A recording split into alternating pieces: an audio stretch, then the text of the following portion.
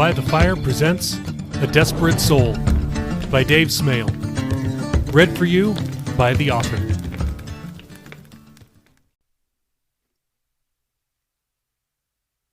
Chapter 21. Seated at the Bradleys' kitchen table, Pastor Billy, Talitha, and Jacob went over the events of the past few days. Jacob shared how he'd come into possession of his strange new ability, pausing every so often to rub his aching ribs and catch his breath. Talitha was clearly skeptical. Jacob's story sounded impossible, even ridiculous. Yet she had to concede it must be true after the intense spiritual struggles she'd just been through. "And you've been able to see demons and angels ever since your grandma died?" Talitha asked. "Yeah," Jacob shrugged matter-of-factly. "She put her hand on my face and said, 'Lord, open his eyes that he might see.' That was literally her last breath. Ever since then, yeah, I can see angels and demons. Mostly demons. There's a lot more of them around." "Wow, crazy. And you say I had 8? "Yeah, I've seen a few people like that now, but most people just have 1 or 2. "We found that out the other night at the coffee shop. Having 8 of them means you've been saved before," Billy said. "Oh, like a backslider?" she asked. Billy nodded. "That makes sense. The whole demon gets 7 bigger, badder demons to help him thing," she added. "Yep, just like Jesus said," Billy confirmed. "One thing I'm still confused about," Jacob said, directing his inquiry at the pastor. "The Bible story about Elisha, where my grandma got her prayer from?" "Okay," said Billy. "That story had a whole army of angels surrounding them. I haven't seen anything like that. Like I said, way more demons than angels. Do you have any idea why?" Billy put his hand on his chin. "Good question. I'd had the same thought. As to why there are so many demons, I think the Bible refers to that in the book of Isaiah. It says that hell has actually enlarged itself, opening its mouth beyond measure. That's due mostly to the sinfulness of man, especially God's people. But up to now, I figured it meant hell was making room for more sinners. Based on what you've seen, I'm wondering if opening its mouth isn't just to let millions of people in, it's also to let millions of demons out. It might be a stretch, but I don't think it's too big of one, considering what you've seen." Jacob and Talitha both nodded. "And the Bible confirms that there are enough demons for several to possess an individual. We're told that Jesus cast 7 demons out of Mary Magdalene. In Mark chapter 5, Jesus speaks to the man we've come to know as the Gadarene demoniac. He asks the man his name, and he says, 'My name is Legion, for we are many.' Now, a legion is anywhere between 2,000 and 6,000 soldiers. I don't suppose you've seen anything like that." "No, but the night I was on the ocean front, there were way more demons than people. Like hundreds or maybe even thousands more. I didn't see if a few thousand were attached to one person, but I guess it's possible." "I see. Well," Billy continued, "as far as to why there are so few angels by comparison, the only thing I can come up with is Jesus." "Huh?" Jacob said, grimacing. "When Jesus came, he did more than just die on a cross. He also taught us how to live and how to pray. And he took the keys of death, hell, and the grave. But most importantly, he said he'd send us the Holy Spirit once he went back to heaven." "Okay," Jacob said slowly, clearly not following Billy's train of thought. "You said the Christians are wearing this clear armor, right?" Billy asked. "Yeah," Jacob agreed. Well, just speculating. When Jesus sent us his Spirit, he gave us the ability to fight in spiritual warfare. We can now protect ourselves from spiritual attacks. So now, angels are, mostly out of a job? They definitely show up when you pray, Jacob said. Right, but just one shows up, not a whole army. So, I don't know. I'm at a loss. At least, we know one of them is hanging out above our church building, right, Jacob? Jacob nodded. Are you guys being serious right now? Talitha asked. Yeah, said Jacob. I'm not sure why it's there, though. I tried talking to it. It didn't answer me. Talitha smirked at that. I've given it some thought, Billy said. In the book of Revelation, Jesus speaks to the 7 churches in Asia Minor. In each case, he addresses the angel of the church of whichever city. Most scholars and commentators think that when Jesus says angel, he means messenger, so they assume he's referring to the pastor of the church.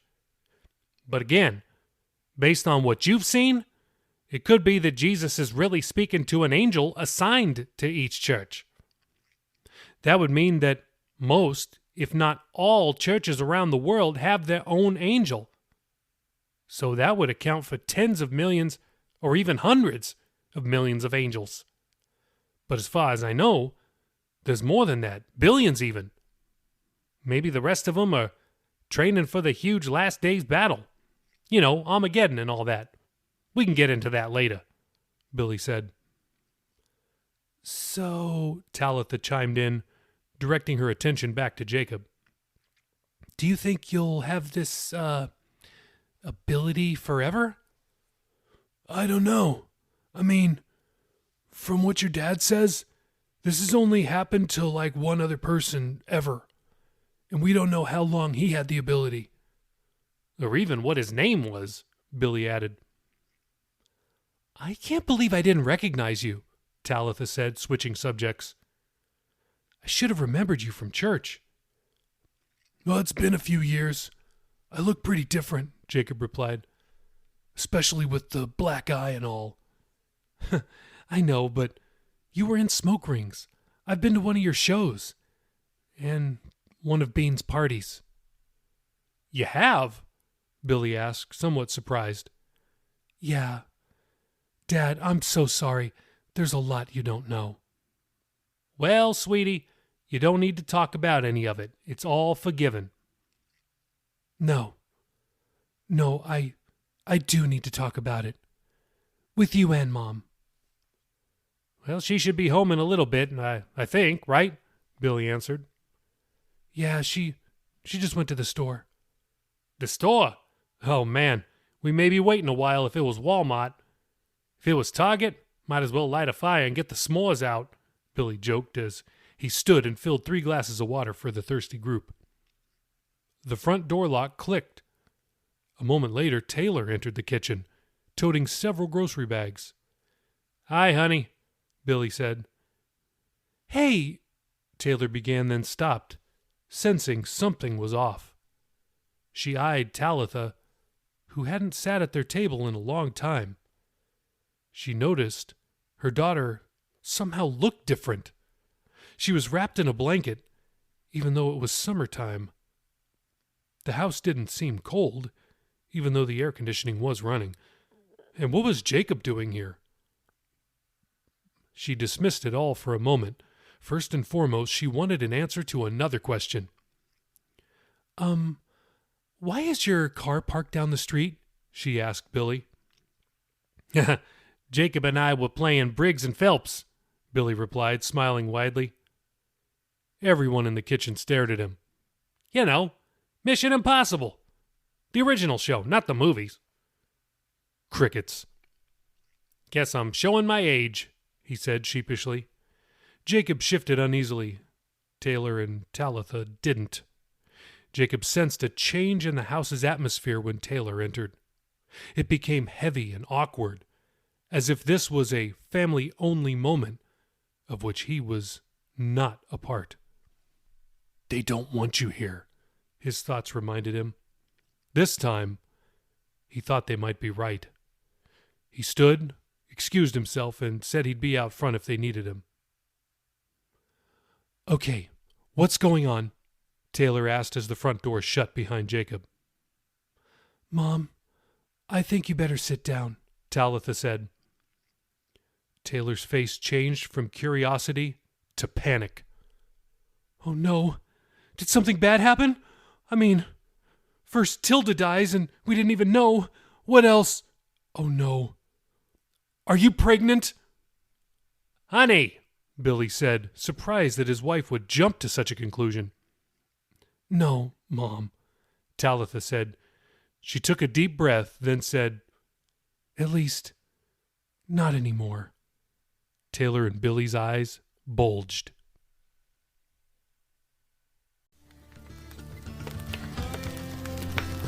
Hey, I just want to say thanks again for listening to By the Fire. Hey, if you're listening on Apple Podcasts, would you do me a favor and leave me a review? Please be honest. Don't give me 5 stars if I don't deserve it. If you're not listening on Apple, would you head over to podchaser.com, search for By the Fire with Dave, you'll find me, and leave me a review there. I'd really appreciate it. You can follow us on social media, Instagram and Facebook at By the Fire with Dave, Parler at author Dave Smale, MeWe, search for By the Fire with Dave, Twitter? Yeah, I don't do Twitter. Is that on purpose? Yep. Or you can send me an email, info@davesmale.com. Got some exciting announcements coming. Be looking for an invite to my email newsletter, which, if you sign up, you'll get my free novella, Safe House. Again, that's coming soon, so keep your eyes peeled. And I'll keep you up to date, don't worry. Also, did you know you could support this podcast? If you go to anchor.fm/bythefirewithdave/support, you can make a generous donation. And don't worry, as I've said before, any donation you make to this show, I am not going to keep one dime of it. And you can read all about that in the show notes. Thank you so much again for listening to By the Fire. God bless.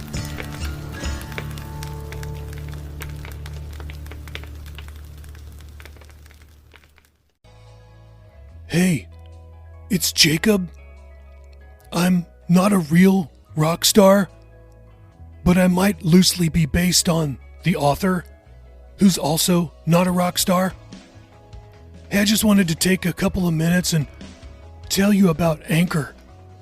If you haven't heard about it, it's the easiest way to make a podcast. Let me explain. First off, it's free. Also, there's creation tools that allow you to record and edit your podcast, like right from your phone or computer.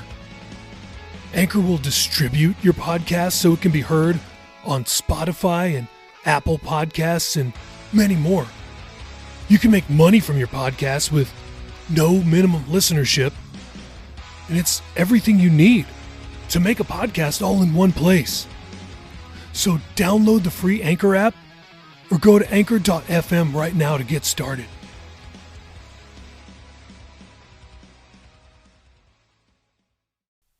This is a work of fiction. Names, characters, businesses, places, events, and incidents are either the products of the author's imagination or used in a fictitious manner. Any resemblance to actual persons, living or dead, or actual events is purely coincidental.